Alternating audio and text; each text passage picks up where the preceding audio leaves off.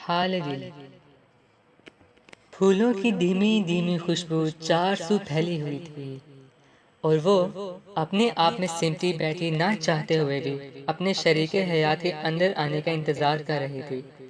وہ شخص جس کو اس نے چند گھنٹے پہلے ہی قبول کیا تھا، خود کو پوری طرح اس کے سپورٹ کرنے کے لیے وہ خود کو کافی حد تک تیار کر چکی تھی، لیکن اس کا ماضی، ہائے، وہ ماضی جو اس کے حال کا پیچھا چھوڑنے پر آمادہ نہ تھا۔ ایک نئی زندگی کی عین شروعات پر اس کا دماغ اسے ماضی میں دھکیلنے میں کامیاب ہو چکا تھا۔ کاش وہ آن لائن آ جائے، پلیز اللہ جی، اس کو آن لائن لے آئے۔ آج کے دن تو اس سے کچھ نہیں مانگوں گی۔ بے اختیاری میں اس کی زبان سے یہ الفاظ نکلے ہی تھے کہ اسے اپنی غلطی کا احساس ہوا۔ سوچا کہ اللہ تو ہر چیز پر قادر ہے، تو پھر کیوں نہ میسج کھلنے کے ساتھ ساتھ رپلائی آنے کی بھی دعا مانگ لی جائے۔ یہ اس کی ذات کا وہ پہلو تھا جس سے وہ واقف تھی، یا اس کا رب؟ بظاہر انتہائی سلجھی ہوئی نظر آنے والی، انتہائی ذہین لیکن عام سی شکل و صورت رکھنے والی اس لڑکی کے بارے میں کوئی سوچ بھی نہیں سکتا تھا کہ وہ کسی کی محبت میں اس قدر بھی گرفتار ہو سکتی ہے۔ گھنٹوں میسج کے جواب آنے کا انتظار کرنا اور جواب نہ آنے کی صورت میں گھٹ گھٹ کر رونا کبھی کسی پر عیاں نہیں ہو سکا تھا۔ ہوتا بھی کیسے؟ آخر ذہین بھی تو اتنی تھی، جانتی تھی اس بات کو کسی کی بنک بھی پڑ گئی تو ماں باپ کا سر ہمیشہ کے لیے جھک جائے گا، جو وہ کبھی برداشت نہیں کر سکتی تھی۔ یہی وجہ تھی جو وہ اس کے بار بار اصرار کرنے کے باوجود اس سے کال پہ بات کرنے پر آمادہ نہیں ہوئی تھی۔ شاید اسی وجہ سے وہ اس کے میسیجز کو اکثر نظر انداز کر دیتا تھا۔ یوں اس کا دل ہر وقت نفس اور ضمیر کا میدان جنگ بنا رہتا تھا۔ نفس کہتا تھا، کیا ہو گیا جو وہ کال پہ بات کرنا چاہتا ہے؟ تم جانتی تو ہو کہ وہ کبھی تمہارے ساتھ اخلاق سے گری ہوئی کوئی بات نہیں کرے گا۔ ضمیر کا موقف ہوتا، محترمہ، ہوش کے ناخن لو، چند سالوں کی یک طرفہ محبت کے پیچھے اپنے ماں باپ کی عزت خاک میں نہ ملا دینا۔ ایک نامحرم سے کال پہ بات کر کے تم مستقبل میں اپنے شریک حیات کو کیا منہ دکھاؤ گی؟ کال پہ اس شخص کے سامنے اپنی محبت کا اظہار کرنے کے بعد کس منہ سے اس شخص سے اظہار محبت کرو گی جو تمہاری محبت کا اصل حقدار ہوگا؟ تو بس پھر ہمیشہ ہی جیت ضمیر کی ہوتی تھی۔ خود کو اپنے شرعی شوہر کی امانت سمجھنے والی لڑکی ہمیشہ اپنے نفس پر قابو پانے میں کامیاب ہو جاتی تھی۔ اسی کردار کی مضبوطی نے 6 سال بعد بھی اسے محبت میں بے باک نہیں ہونے دیا تھا۔ 2 دن قبل کیے گئے میسج کا جواب آ گیا تھا۔ سکرین پر اس کا نام روشن ہوتے ساتھ ہی ہمیشہ کی طرح اس سے اپنی قسمت روشن ہوتی معلوم ہوئی۔ ہزاروں خوش فہمیوں کو دل میں سمجھائے میسج پڑھنا شروع کیا تو ہر لفظ اس کے دل کو ڈبوتا چلا گیا۔ والسلام، میں تھوڑا مصروف تھا اس لیے جلد رپلائی نہ کر سکا۔ ویسے بھی تمہیں معلوم ہے مجھے میسج ٹائپ کرنا پسند نہیں، اس لیے جب بالکل فری ہوتا ہوں تو جواب لکھتا ہوں۔ خیر، تم نے پوچھا تھا کہ میرا شادی کا کیا ارادہ ہے، تو فی الحال میں شادی نہیں کرنا چاہتا، تم سے کیا کسی سے بھی نہیں کرنا چاہتا۔ دیکھو، تم ایک اچھی لڑکی ہو لیکن میں اتنا اچھا نہیں ہوں۔ میرا سرکل بہت براڈ مائنڈڈ ہے۔ میں ایسی بیوی چاہتا ہوں جو میرے ساتھ میرے فرینڈ سرکل میں چل سکے۔ تم بہت اچھی ہو لیکن تم میری ٹائپ کی نہیں ہو، سوری، میں تم سے شادی نہیں کر سکتا۔ اس نے جلدی سے موبائل پکڑا اور بے اختیاری میں ٹائپنگ کرنے لگی۔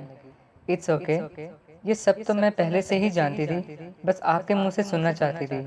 یہ آپ کی زندگی ہے، آپ جیسے بھی، جس کے ساتھ بھی گزارنا چاہیں، میں کیا کہہ سکتی ہوں۔ اپنا خیال رکھیے گا، اللہ حافظ۔ میسج سینڈ کر دیا گیا تھا۔ میسج میں جو کچھ لکھا تھا وہ اس انسان کی نظر میں اپنی رہی صحیح عزت نفس بچانے کی خاطر لکھا تھا۔ کیونکہ وہ اس کے آگے گڑ گڑانا نہیں چاہتی تھی۔ وہ فیصلہ کر چکا تھا، اس کی خاطر وہ اپنا فیصلہ بدلنے والا نہیں تھا، تو بہتر تھا اس کو خوشی خوشی رخصت کیا جائے، جو اس نے کر دیا تھا۔ موبائل کو تکیے کے نیچے دے کر وہ کچھ لمحے گمسم لیٹی رہی۔ دماغ بالکل سن ہو گیا تھا۔ وہ خاموشی سے لیٹی چھت کو تکتی رہی۔ رونے کے لیے بھی ہمت چاہیے ہوتی ہے، جو وہ ابھی اکٹھی نہیں کر پا رہی تھی۔ دروازے کو بڑے ادب سے کھولا گیا تھا۔ اس نے فوراً لیکن بڑی احتیاط سے آنسو صاف کیے تاکہ میک اپ نہ خراب ہو جائے۔ دروازہ کھولنے والا اب اندر داخل دروازہ بند کر رہا تھا اور وہ لمبی لمبی سانسیں لے کر خود کو نارمل کرنے لگی۔ وہ اب اس کے قریب آ کر بیٹھ گیا اور آہستہ سے سلام کیا۔ وعلیکم السلام، مہنور نے جواب دیا۔ وہ تھوڑی دیر اسے دیکھتا رہا، پھر اٹھا اور الماری میں سے ایک ڈبیا نکال لایا۔ وہ دوبارہ اس کے سامنے بیٹھ گیا اور نرمی سے اس کا ہاتھ پکڑ کر رنگ پہنا دی۔ یہ تمہاری منہ دکھائی ہے، میں نے خود خریدی تھی، آئی ہوپ سو تمہیں پسند آئے گی، اچھی ہے نا؟ مہنور نے ہاتھ پکڑنے پر پورے وجود سے ہل گئی تھی، صرف ہاں میں سر ہلا سکی۔ میں اس کے علاوہ بھی تمہیں ایک تحفہ دینا چاہتا ہوں جو اس رنگ سے زیادہ قیمتی ہے، بولو قبول کرو گے نا؟ اس کا ہاتھ ابھی بھی اس کے ہاتھ میں تھا۔ اس نے پھر ہلکا سا سر ہلا دیا۔ دیکھو مہنور، شرعی ہمسفر اللہ کی بہت بڑی نعمت ہوتی ہے۔ اللہ نے آج تم جیسی شریف، دیندار اور پڑھی لکھی لڑکی کو میری شریک حیات بنا کر مجھ پر بہت بڑا انعام کیا ہے۔ میں اس کا شکر ادا کرنا خود پر واجب سمجھتا ہوں۔ وہ نظریں جھکائے خاموشی سے اسے سنتی رہی۔ تو میں اس کا شکر ادا کرنے کے لیے تمہارا ہاتھ پکڑ کر تمہیں اپنے ساتھ ساتھ سورہ فاتحہ پڑھوانا چاہتا ہوں۔ یہی میرا گفٹ ہے، بولو قبول ہے؟ پڑھو گے میرے ساتھ ساتھ؟ اس نے اس کے ہاتھ پر اپنی گرفت مضبوط کرتے ہوئے اسے تھوڑا سا اپنی جانب کھینچتے ہوئے پوچھا، جی کیوں نہیں؟ اس بار اس نے تھوڑی ہمت سے جواب دے دیا کیونکہ اسے واقعی اس کی سوچ پسند آئی تھی۔ پھر دونوں نے مل کر الحمد شریف پڑھی اور آخر پر اس نے مہنور کے ہاتھ پر بوسہ دے کر اس کے ہاتھ پر دوسرا ہاتھ بھی رکھ دیا۔ وہ ایک بار پھر روح تک ہل گئی۔ میں آج تمہیں اپنے بارے میں چند باتیں بتانا چاہتا ہوں جنہیں جاننا تمہارے لیے بہت ضروری ہے۔ دیکھو، میں ایک سیدھا سادہ سا انسان ہوں۔ میں آج کل کے لڑکوں کی طرح برانڈڈ کپڑے نہیں پہنتا، لیکن جو بھی پہنتا ہوں اپنی کمائی اور حیثیت کے مطابق پہنتا ہوں۔ میرے دوست بہت گنے چنے سے ہیں اور میں ان کے ساتھ ہی خوش رہتا ہوں۔ میرا کوئی دوست سگریٹ نہیں پیتا، پان نہیں کھاتا، نہ میرے اندر ایسی کوئی عادت ہے۔ میں بہت عبادت گزار نہیں ہوں، پر میں کسی کو دھوکہ بھی نہیں دیتا، نہ تمہیں، نہ کبھی دوں گا۔ بس غصہ تھوڑا زیادہ آتا ہے مگر جلد ہی اتر جاتا ہے۔ بس ان سب کے علاوہ نہ میرے اندر کوئی خوبی ہے نہ خامی، بولو قبول ہوں؟ اب وہ معنی خیز نظروں سے اسے دیکھ رہا تھا۔ جی قبول ہے، اس نے ہونٹوں پر ہلکی سی مسکراہٹ سجائے جواب دیا۔ اس کی باتیں، اس کا انداز، سادہ لیکن کھرا لہجہ اسے بہت اچھا لگا تھا۔ تمہیں کچھ چاہیے تو نہیں؟ چائے، یا اگر بھوک لگی ہو تو بھابھی سے کہہ کر کھانا منگوا دیتا ہوں۔ آئی نو، تم نے اسٹیج پر ٹھیک سے کچھ کھایا نہیں تھا، وہ انتہائی اپنائیت سے پوچھ رہا تھا۔ وہ حیرانگی سے اس کی طرف دیکھنے لگی کیونکہ کھانا کھاتے وقت تو وہ اپنی بہن کو تنگ کرنے میں مصروف تھا جس نے اپنی پلیٹ سلاد سے بھر لی تھی۔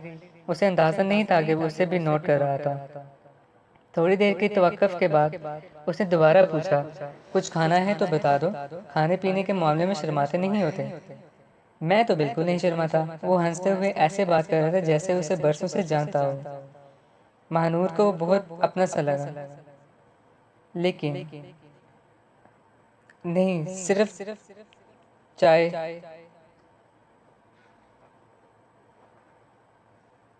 اس نے ہلکی سے مسکراہٹ کے ساتھ جواب دیا۔ اوکے، میں بھابھی سے چائے کا کہہ دیتا ہوں۔ میرا ایک دوست کینیڈا سے آیا تھا، خاص ہماری شادی اٹینڈ کرنے۔ اسے ایئرپورٹ ڈراپ کرنا ہے، اف یو ڈونٹ مائنڈ۔ اب وہ کھڑا ہو کر اجازت طلب نظروں سے اسے دیکھ رہا تھا۔ اوکے، دھیان سے جائیے گا، اس نے جواب دیا۔ اوکے باس، جلدی واپس آ جاؤں گا، تب تک ریسٹ کر لو، لیکن پلیز سو نہ جانا ہے، تمہارے لیے چائے بھجواتا ہوں، وہ شرارتی انداز میں کہتا ہوا باہر نکل گیا۔ مہنور نے بیڈ کے ساتھ ٹیک لگا کر آنکھیں مون لیں۔ رافع کے ساتھ گزارے گئے یہ چند لمحات اس کے دل سے شادی کے حوالے سے پیدا ہونے والے بہت سے خدشات کو دور کر گئے تھے۔ بلا شبہ وہ ایک سادہ طبیعت کا انسان تھا، ایسا انسان جو اس جیسی لڑکی کے لیے بالکل پرفیکٹ تھا۔ اگر اس پر ایک تلخ ماضی کا سایہ نہ ہوتا تو آج وہ رافع سے ملنے کے بعد خود کو خوش قسمت ترین عورت سمجھتی، لیکن ماضی کا تلخ تجربہ اس کے حال کی خوشیوں کو بے ذائقہ کرنے پر باسط تھا۔ وہ ایک بار پھر یادوں کی گہری کھائی میں جا گری تھی۔ اس نے تکیے کے نیچے سے موبائل نکالا اور دوبارہ میسج پڑھنے لگی۔ اس کے ہر لفظ اسے اپنی ہی نظر میں بے وقت کرتا گیا۔ اسے ایک ایسی چیز پر ریجیکٹ کیا گیا تھا جسے وہ اپنی ذات کا خاصا سمجھتی تھی۔ وہ کبھی بھی ماڈرن بننے کی خواہش میں مبتلا نہیں ہوئی تھی۔ اس نے کبھی اپنی ظاہری حالت سنوارنے کے لیے وہ سب نہیں کیا تھا جو عام طور پر لڑکیاں کرتی تھیں۔ وہ ہمیشہ یہی چاہتی تھی کہ اس کی اصل کو قبول کیا جائے، سراہا جائے، لیکن ایسا نہیں ہوا تھا۔ آج وہ شخص اسے اس کی سادگی، اس کی اصل کو ریجیکٹ کر گیا تھا۔ اس کا ماڈرن اور براڈ مائنڈڈ نہ ہونا اس کا سب سے بڑا گناہ بنا دیا گیا تھا، جس کی سزا کے طور پر اسے اپنی محبت ہارنی پڑی۔ ایک لمحے کے لیے اسے خود سے نفرت ہونے لگی۔ آنسو تھے کہ رکنے کا نام نہیں لے رہے تھے، نہ وہ انہیں روکنے کی کوشش کر رہی تھی۔ نہ جانے وہ کب تک روتی رہی تھی۔ آنسو کب اس کی آنکھوں سے بہتے ہوئے تھوڑی تک پہنچ گئے، اسے علم ہی نہ ہوا۔ بھابھی چائے لے کر اندر آ چکی تھی۔ اوہ، کیا ہوا مہنور؟ تم رو کیوں رہی ہو؟ کیا ہوا؟ وہ اس طرح اسے روتے دیکھ کر واقعی پریشان ہو گئی تھی۔ جلدی سے چائے سائڈ ٹیبل پر رکھ کر اس کے پاس آ کر بیٹھ گئی۔ کیا ہوا ہے مہنور؟ گھر والوں کو مس کر رہی ہو یا رافع نے کچھ کہا ہے؟ وہ خود سے اندازے لگانے لگی۔ نہیں، ایسا کچھ نہیں ہے، بس رخصتی کے وقت سب لوگ رو رہے تھے۔ وہ اوہ اوکے۔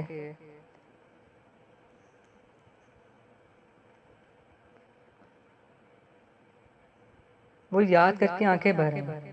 اس نے موقع کی مناسبت سے بالکل پرفیکٹ جھوٹ بولا تھا، جو بھابھی کو مطمئن کرنے کے لیے کافی تھا۔ وہ اس لیے حوصلہ دینے لگی اور چائے پینے تک اس کے پاس بیٹھی ادھر ادھر کی باتیں کرنے لگی۔ بس کریں بھائی، میری بیوی کے کان بھرنا کوئی فائدہ نہیں ہے، میں پہلے ہی اسے اپنی پارٹی میں شامل کر چکا ہوں۔ کیوں مہنور؟ وہ اندر آتے ہی دونوں سے مخاطب ہوا تھا۔ ہاں، کیوں نہیں، کر لو بھائی اسے اپنی پارٹی میں شامل، تمہارے لیے ہی تو ڈھونڈ کر لائے ہیں، ہمیشہ خوش رہو۔ وہ رافع کے کندھے پر ہلکی سی تھپکی لگاتی ہوئی باہر چلے گئی۔ وہ دروازہ بند کر کے اس کے پاس آ کر بیٹھ گیا۔ وہ اس کے سامنے بیٹھا مسلسل اسے دیکھ رہا تھا۔ مہنور کی بڑھتی رافع اس کی حالت سے لطف اندوز ہو رہا تھا اور زیر لب مسکرا رہا تھا۔ پھر شاید اسے اس کی حالت پر رحم آ گیا۔ وہ اٹھا اور تکیے کے ساتھ ٹیک لگا کر اس کے برابر میں نیم دراز ہو گیا۔ میرا خیال ہے اب تم چینج کر کے ایزی ہو جاؤ، کافی تھک چکی ہوگی۔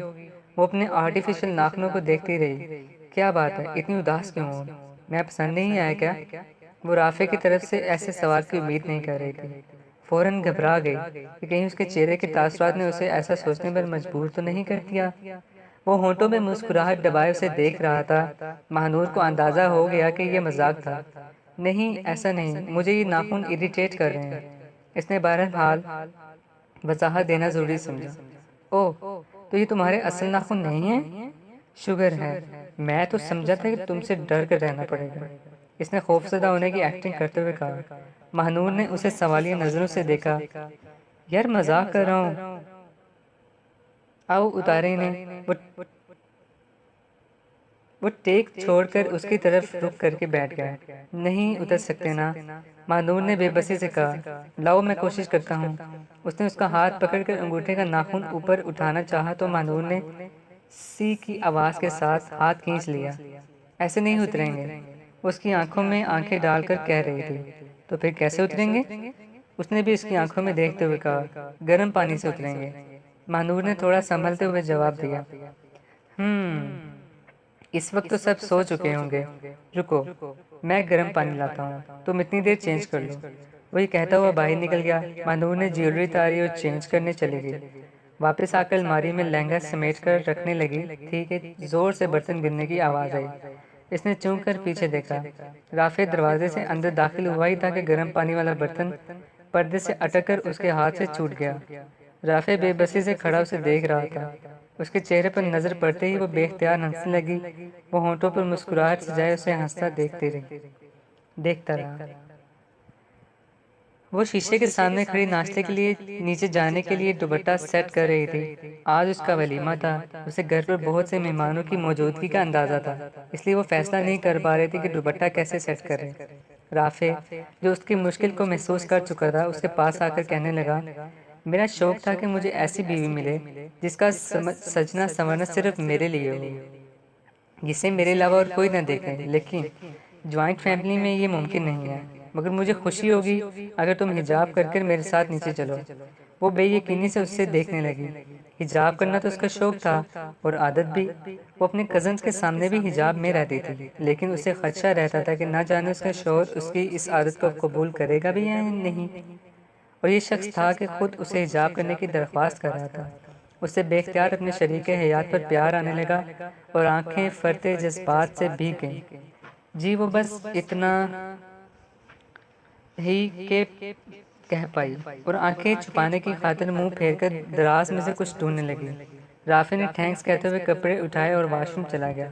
وہ حجاب کی پنیں لگانے لگی۔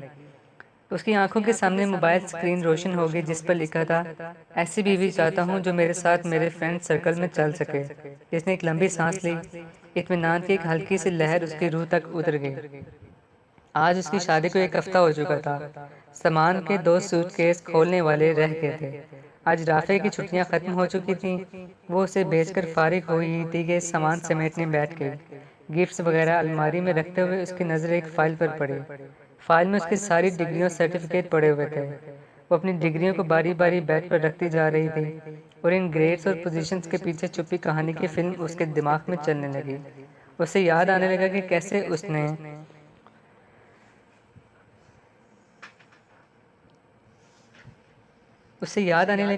اس نے خود کو حارث کے قابل بنانے کے لیے دن رات محنت کر کے یہ گریڈز حاصل کیے تھے، کیونکہ وہ ہر لیول پر ٹاپ کرتا تھا۔ وہ اس کی ذہانت اور قابلیت کی دیوانی ہو گئی تھی، کیونکہ اسے میچور اور سمجھدار لوگ پسند تھے، اور یہ دونوں خوبیاں اسے اپنے خاندان میں سے صرف حارث میں نظر آئی تھیں۔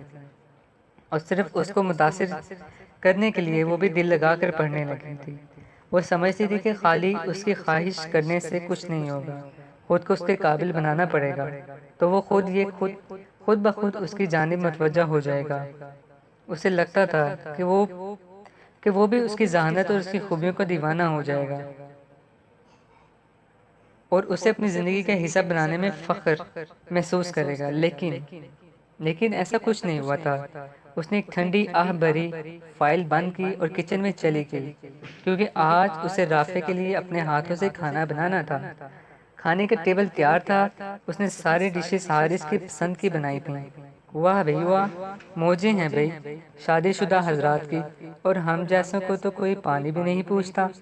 نافع نے کرسی کھینچ کر بیٹھتے ہوئے کہا۔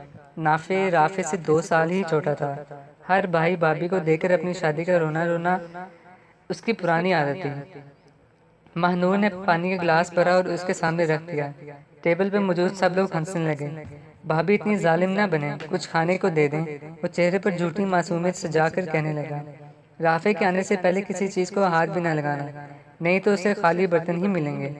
بڑی بھابھی نے جواب دیا، اب میرے کھانے پینے پر نظر رکھنے کے بجائے اپنے شوہر کی توہین کی طرف دھیان دیں۔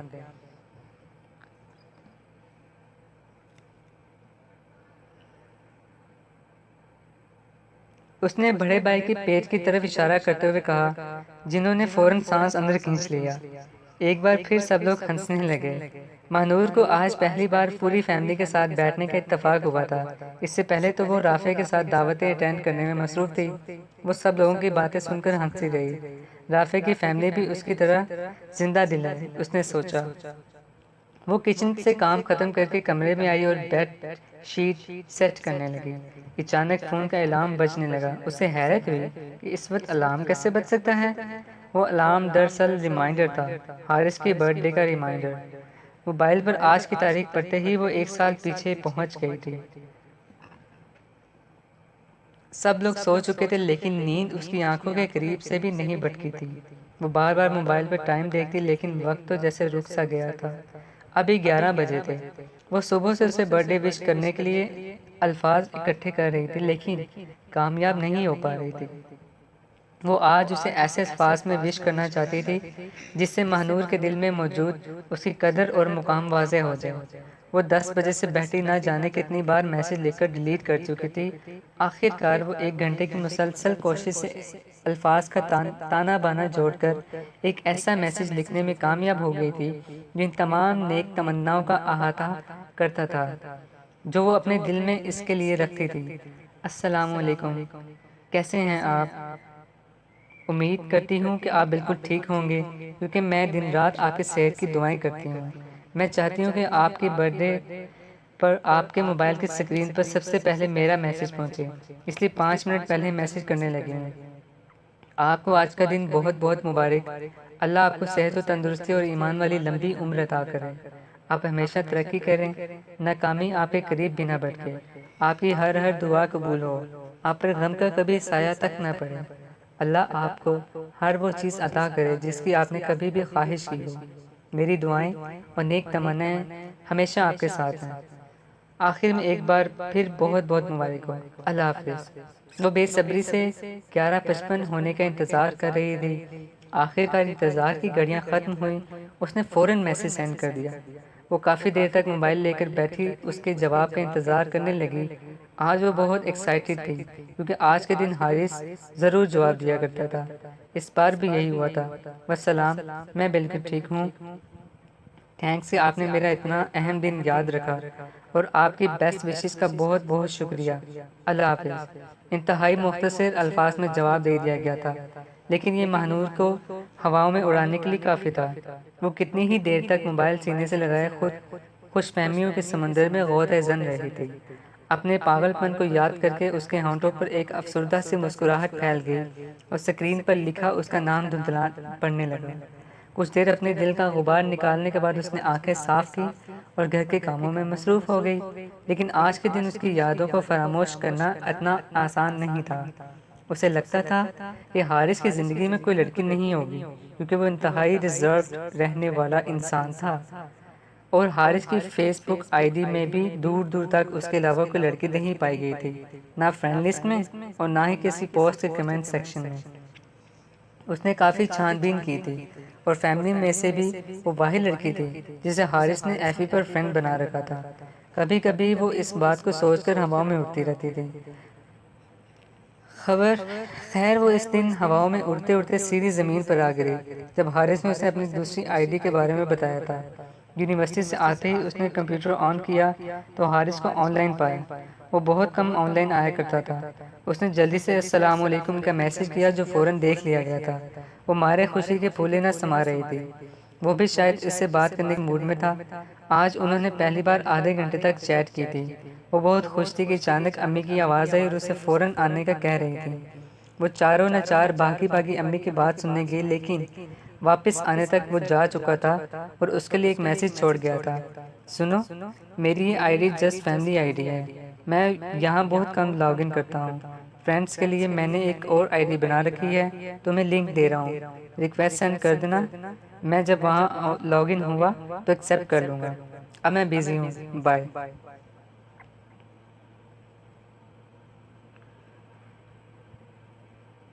وہ بہت ایکسائٹڈ ہوئی، فوراً ریکویسٹ سینڈ کی جو اگلے دن ایکسیپٹ ہو گئی۔ مہنور نے جیسے ہی آئی ڈی وزٹ کرنا شروع کی، اسے ایک کے بعد ایک شوق لگتا گیا۔ یہاں اس کی بہت سی تصویریں موجود تھیں جن میں وہ لڑکیوں کے ساتھ کافی فرینک نظر آ رہا تھا۔ ایک تصویر میں وہ اپنے فرینڈز کے ساتھ ریس لگانے کے لیے پوزیشن سیٹ کر رہا تھا، تو دوسری میں اس کا پورا گروپ اس کی برتھ ڈے منا رہا تھا۔ تصویر میں موجود لڑکیوں کا تعلق لڑکیوں کے اس قسم سے تھا جو دوپٹہ تک اوڑھنے کی روادار نہ تھیں۔ تقریباً وہی 2-4 لڑکیاں اور لڑکے اس کے ساتھ ہر تصویر میں موجود تھے۔ اسے اندازہ ہو گیا تھا کہ وہ سب اس کے فرینڈز تھے۔ اس کا بھرم ٹوٹ گیا تھا اور بہت سی امیدوں پر پانی بھی پھر گیا تھا۔ اسے سمجھ نہیں آ رہی تھی کہ وہ کیا کرے۔ یہ سب اس کی فرینڈز میں ہیں، اس کا یہ مطلب تو نہیں تھا کہ وہ ان میں سے کسی کو پسند کرتا ہے یا وہ بیوی بھی ان جیسی پسند کرے گا۔ اس نے سوچ کے ساتھ اپنے ڈوبتے دل کو سہارا دیا تھا۔ رافع کمرے میں داخل ہوا تو اس پر نظر پڑتے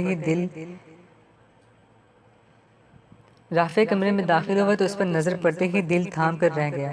اس نے سرخ رنگ کی لانگ میکسی پہن رکھی تھی جس پر گولڈن ایمبرائڈری ہوئی تھی۔ اس کے ساتھ سونے کا سیٹ پہنے ہوئے بالکل نئی نویلی دلہن لگ رہی تھی۔ اندر آتے ہی خوشگوار حیرت کا شکار ہوا تھا۔ اس سے پہلے اس نے مہنور کو کبھی اتنا سجتے نہیں دیکھا تھا۔ وہ اس کے پاس آ کر کھڑا ہو گیا۔ آج تو بڑی ظالم لگ رہی ہے۔ وہ بالکل اس کے پیچھے کھڑا تھا۔ مہنور کا چہرہ خوشی اور شرم سے تمتمانے لگا۔ کیا ایسا نہیں ہو سکتا کہ سب لوگ چلے جائیں اور میں اور تم اس نے اس کے کندھوں سے پکڑ کر اپنی جانب موڑتے ہوئے بات ادھوری چھوڑ دی۔ وہ چاہتا تھا باقی بات اس کی سے سمجھائیں۔ وہ کندھوں سے پکڑے اسے آہستہ آہستہ اپنے قریب کر رہا تھا کہ بھابھی نے دروازہ نوک کر دیا۔ آ جائے بھابھی، مانور نے خود کو اس کی گرفت سے آزاد کرواتے ہوئے کہا اور ایک شرارتی سی مسکراہٹ کے چہرے پر پھیل گئی۔ ہو گئی تیار؟ واہ، تمہارا ڈریس کتنا خوبصورت لگ رہا ہے۔ بھابھی بھی اندر آتے ہی تعریف کیے بغیر نہ رہ سکے۔ تھینک یو بھابھی، آپ بھی بہت اچھی لگ رہی ہیں، اسپیشلی آپ کا ہیئر سٹائل، اس نے مسکراتے ہوئے جواب دیا اور حجاب کرنے لگی۔ یار مانو، آج تو نہ کرو یہ، بھابھی نے خفگی سے کہا۔ کیا نہ کروں بھابھی؟ اس نے حیرت سے پوچھا۔ رافع جو امیدوں پر پانی پھرنے کے بعد بیڈ پر ڈھیر ہو گیا تھا، ان دونوں کی طرف متوجہ ہو گیا۔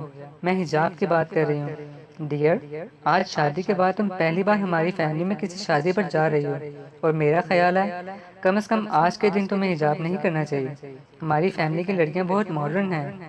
تو وہ یہ بھابھی کی بات ابھی جاری تھی کہ رافع اٹھ کر ان کی بات کاٹ کر کہنے لگا، بھابھی ہماری فیملی کی لڑکیاں جو مرضی کرتی ہوں، مانور صرف وہ کرے گی جو مجھے پسند ہو اور جس میں وہ خود کمفرٹیبل ہو، اور اس کا حجاب کرنا ہم دونوں کا مشترکہ فیصلہ ہے۔ میرا خیال ہے اس سے کسی کو ایشو نہیں ہونا چاہیے۔ وہ اپنے روایتی دو ٹوک انداز میں بات کر رہا تھا۔ مانور اس کی پشت کی جانب کھڑی اس کے چہرے کے تاثرات نہیں دیکھ پا رہی تھی، لیکن اس نے بھابھی کے چہرے سے مسکراہٹ غائب ہوتے دیکھی تھی۔ دیکھیں بھابھی، آپ جانتی ہیں مجھے فیشنیبل لڑکیاں پسند نہیں ہیں۔ اگر پسند ہوتی تو میں فیملی سے باہر شادی کروانے کی ضد نہ کرتا۔ آپ تو سب جانتی ہیں۔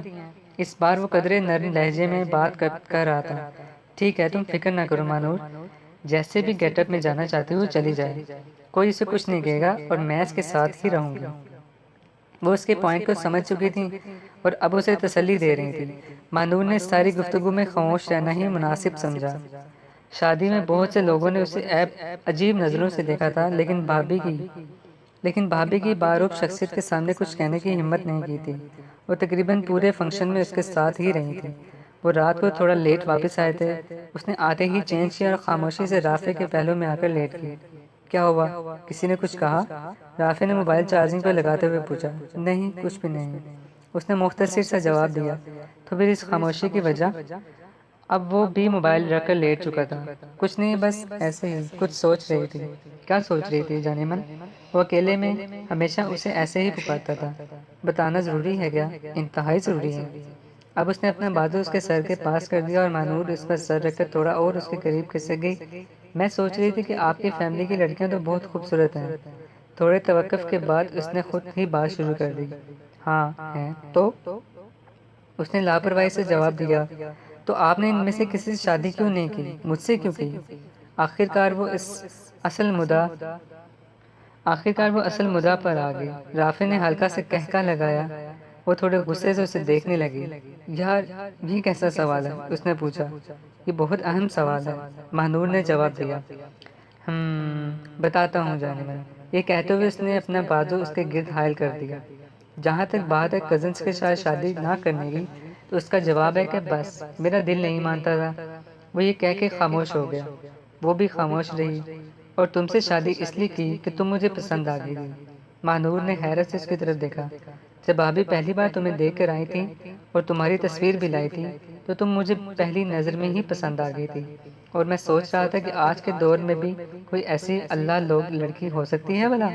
اس نے ایک زوردار کہکا لگایا۔ مانور نے غصے سے اسے گھورا۔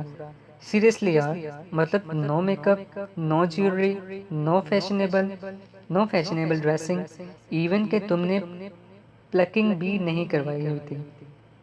تو میں نے سوچا جو لڑکی اتنے متوقع شوہر کے لیے اتنی سادہ تصویر بھیج رہی ہے، وہ باقی نامحرموں کے سامنے بھی اپنے حسن کی نمائش کرنے کی عادی نہیں ہوگی، اور میرے نزدیک عورت کی سب سے بڑی خوبی بھی یہی ہے۔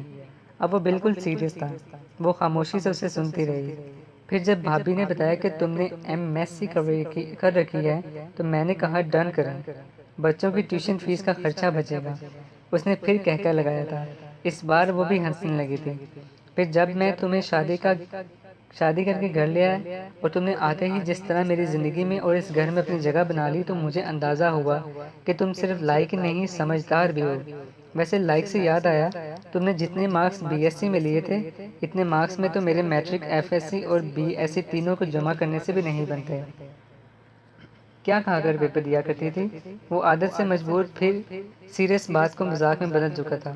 وہ رات کے باتیں کرتے رہے۔ منور کو اس دن اندازہ ہوا کہ رافع کتنی قدر کرنے والا انسان تھا اور اس نے اس کی اصل کو پہچانا تھا، صراحت اور قبول کیا تھا۔ وہ دونوں ایک دوسرے کے لیے بنائے گئے تھے۔ اس رات منور کو اپنے سر سے ماضی کے سائے چھٹتے ہوئے محسوس ہوئے اور اس کے دل میں رافع کی قدر پہلے سے کئی گنا زیادہ بڑھ گئی تھی۔ اگلی صبح کام سے فارغ ہو کر وہ کمرے میں آ گئی۔ آج وہ دانستہ حارث کو یاد کرنے لگی، کیونکہ آج وہ اپنے ذہن میں رافع اور حارث کو کمپیئر کر کے سکون حاصل کرنا چاہتی تھی، کیونکہ وہ جان چکی تھی کہ جن باتوں کو وہ آئیڈیلائز کرتی تھی وہ حارث میں نہیں بلکہ رافع میں پائی جاتی تھی۔ حارث کی مثال اس کی چمکتی چیز جیسی تھی جسے وہ سونا سمجھ بیٹھی تھی۔ وہ سونا نہیں تھا، لیکن اس کو پانے کے لیے اس نے اپنی ذات پر بے انتہا محنت کی تھی۔ وہ سمجھتی تھی کہ حارث کی زندگی میں مذہب کا بہت عمل دخل ہے، اسی وجہ سے مہنور نے بھی دین کو اپنی زندگی میں داخل کر لیا تھا۔ وہ نماز، روزے اور پردے کی پابند ہو گئی تھی، لیکن حارث کی نظر میں تو یہ سب کی کوئی قدر نہیں تھی۔ وہ حافظ قرآن تھا اور اس نے اسے کبھی نماز چھوڑتے نہیں دیکھا تھا۔ جب کبھی وہ ان کے گھر آتا یا مانور کا ان کے ہاں جانے کا اتفاق ہوتا تو وہ دیکھتی کہ کس طرح حارث سب لوگوں کے درمیان سے اٹھ کر نماز کے لیے چلا جاتا تھا۔ مانور کو اس کی عادت بہت پسند تھی، اسی بنا پر وہ اسے دنیا کی تمام باقی لڑکوں سے مختلف سمجھتی تھی، اور اس کی انہی دو عادتوں کی بنا پر مہنور نے اس کو موجودہ دور کے تمام عیوب سے پاک سمجھنا شروع کر دیا تھا اور اسے آئیڈیلائز کرنے لگی تھی اور اس کی محبت کا دم بھرنے لگی تھی، لیکن وہ وقتاً فوقتاً اس کی امیدیں توڑتا گیا۔ حارث کو پانے کی خواہش کی آگ میں جلا کر اللہ نے مہنور کو کندن بنا دیا تھا اور پھر اس کی قسمت میں رافع جیسا انمول ہیرا لکھ دیا تھا۔ اسے آخرکار اللہ کی پلاننگ سمجھ آ گئی تھی۔ اس نے جب اپنی پچھلی زندگی پر نظر دوڑائی تو اس سے حارث کی حیثیت ایک مہرگی سی نظر آئی جسے اس کی قسمت لکھتے ہوئے استعمال کیا گیا تھا۔ وہ پوری طرح سے نہ کبھی اس کا تھا نہ اسے ہونا تھا، لیکن اس کی خواہش میں مبتلا کر کے اللہ نے مہنور میں وہ